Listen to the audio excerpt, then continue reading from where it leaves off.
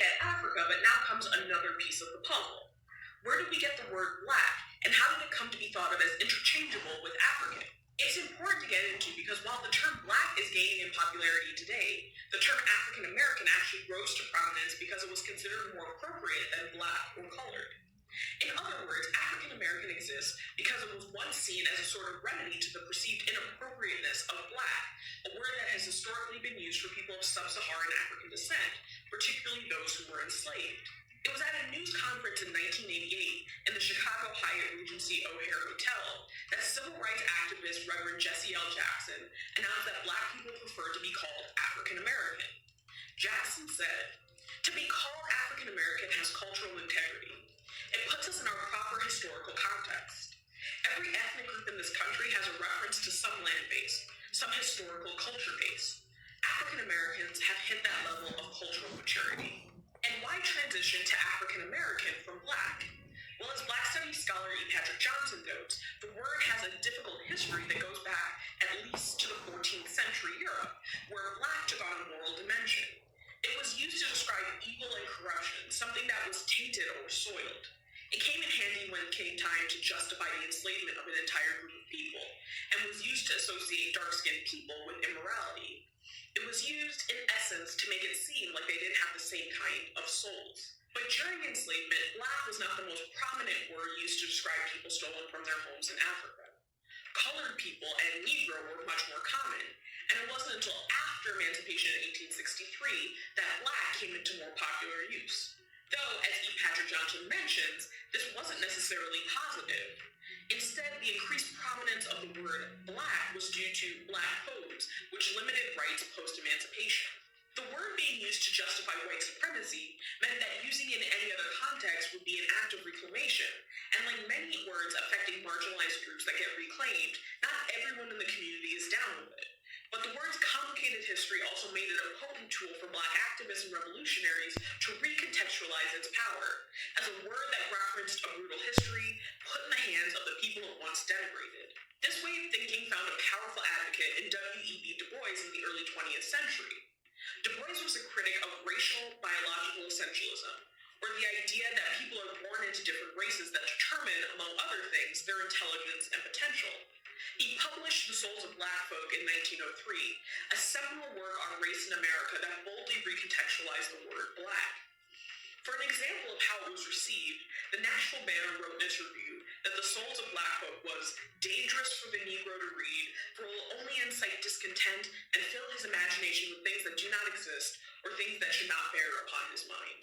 Another person who embraced the word black was Stokely Carmichael, an organizer who brought wide attention to the term black power during the June 1966 Meredith March Against Fear in Mississippi.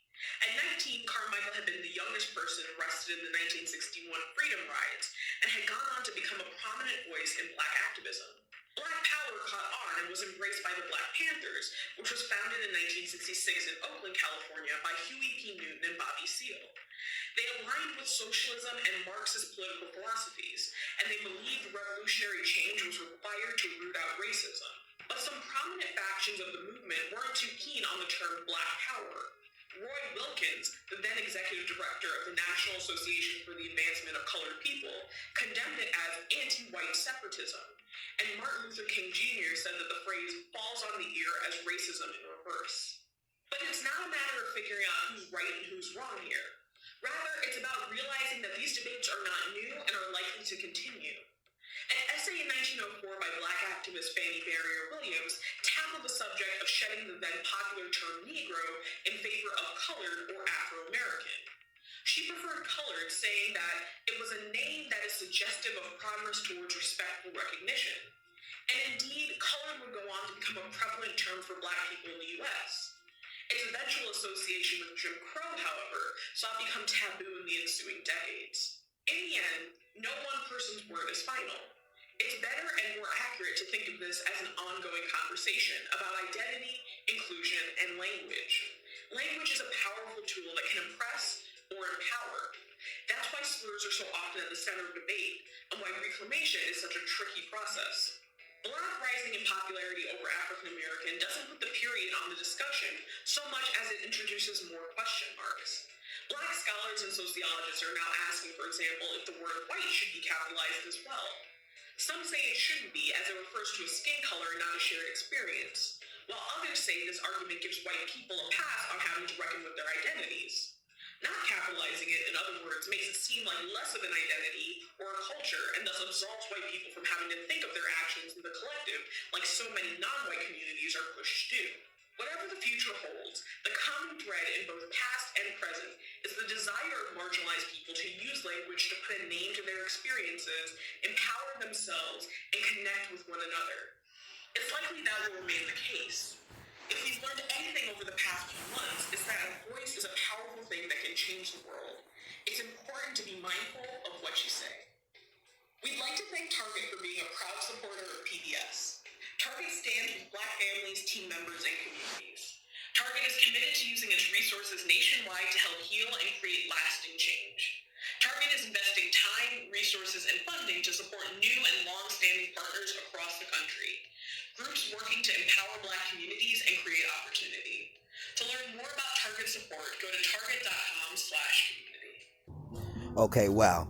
Now, let's start off with Target. When she said something about Target, I knew something was kind of up. The way she was promoting their agenda, I was like, wow. Okay, she said now they stand by Black families, they stand by team members and communities. Target is a multi-million-dollar, multi-billion-dollar industry. Do we really think that if they were really standing by so-called Black people's, Black families' side, we would be in this condition still? No, we will see a big, significant change. They are not standing by our sides. Oh, okay, we are at the bottom of the economic level. Okay, and if they are standing by our sides, this billion-dollar industry corporation, we will have our own hospitals, schools, our own banks, insurance companies, everything. Target has not been standing by the Black people's side whatsoever. For generations, the condition has been crippled. Okay, and I have not once heard Target helping the Black community establish their own police department because they were so concerned and felt so sorry for about the police brutality and all this other shenanigans that's going on with just this wrongful treatment that the Black community has been receiving from the police department. So I just know that is just completely BS about Target standing by the Black people's side. No, they have not. And also, no, Target has not been investing time or been working hard trying to empower Black communities and opportunities. No, it's all bullcrap. Now let's take a look at some of her little Black leaders that she mentioned. This one, that one. These are some of the Black leaders that she felt are Black people that she felt that helped sort of install the terminology Black and African American. That's another one. Now, I'm not going to mention Martin Luther King. I will explain later on in the video, and you'll see why. Now, all these Black leaders, okay, are Black activists, Black people that she mentioned, all had something to do with establishing that terminology Black or African American, instead of having something to do with establishing or developing, obtaining that authentic identity. Who were we before white man contact? That's the identity that we need, because when we look at authentic history, we were already here, and we were not called African American, nor Black, nor Negro. Okay? And she failed to mention anything about that. That's crucial. This is the 1828 Webster's Dictionary. Definitions, nowhere in here does it say anything about the European bringing the so-called black people, so-called African Americans from Africa to America. They had contact with one race of inhabitants, and that was the Aborigines, the Aboriginals of America. Okay, and an Aboriginal is going to have Afro-looking hair. Okay, when they arrived, majority of the inhabitants were melanated people. Pretty much all the people when they arrived here were melanated people. Now this guy, Jesse Jackson, really tripped me out. He said, to be called African American has cultural integrity. No, that has no type of authentic cultural integrity. No other nation influence cultural integrity. He also said it puts us in our proper historical context. No, that does not put us in our proper historical context. That African American there's nothing historical about African American whatsoever. Hey, we were here already, and before white man contact, we did not identify ourselves as African American nor black. That is not our authentic identity. We don't even know what African really means. The true authentic definition of African. Go ahead and look at it. It's on the screen. This is the core of the problem. We just don't want to listen. Jesse also said, every ethnic group in this country has a reference to some land base, some historical culture base. African Americans have hit that level of cultural maturity. That is not cultural maturity. That is cultural immaturity. Holding on to a identity another nation federally recognized and classified more than once, instead of obtaining and federally recognizing your authentic identity, who you were before you had contact with this other nation of people. That's cultural maturity right there. Like saying, no, we are done being named and identified and classified as whatever these other nations want us to be. No, we are classifying and recognizing ourselves as our authentic people, our authentic names, identities. No more outside influence.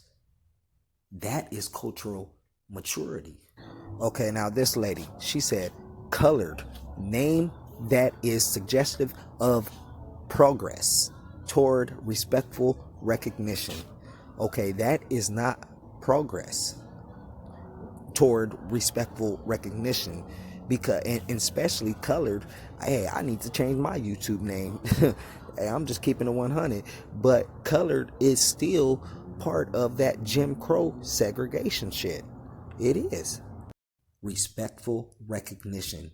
There's nothing respectful about these terminologies. If they were really trying to be respectful, they would respectfully federally recognize and classify us as our authentic names, our authentic identities, but they are not going to do that. Martin Luther King tried to tell us we were already here. When he said this, he didn't say anything about us calling ourselves African American nor black when he stated we were already here in America before they arrived. Tied up in the destiny of America. Before the Pilgrim Fathers landed at Plymouth, we were here. Before Jefferson etched across the pages of